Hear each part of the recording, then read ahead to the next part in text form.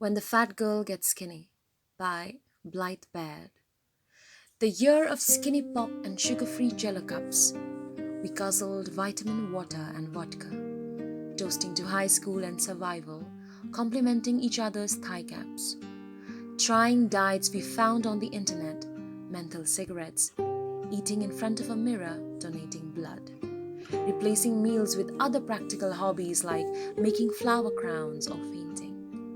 Wondering why I hadn't had my periods in months, or why breakfast tastes like giving up, or how many more productive ways I could have spent my time today besides Googling the calories in the glue of a US envelope.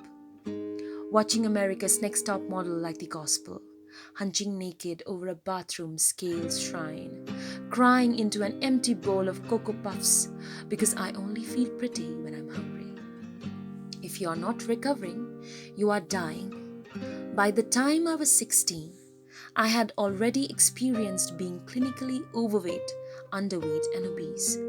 As a child, fat was the first word people used to describe me, which didn't offend me until I found out it was supposed to.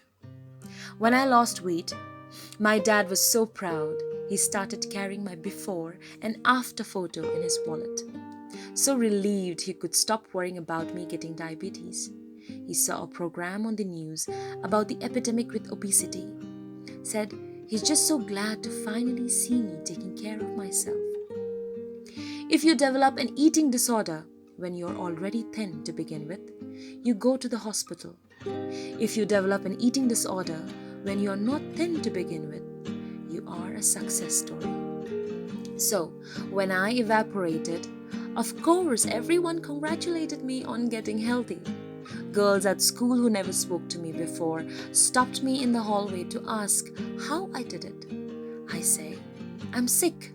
They say, no, you're an inspiration. How could I not fall in love with my illness?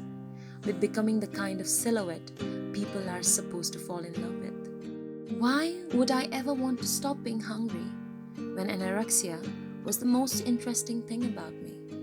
So how lucky it is now to be boring. The way not going to the hospital is boring.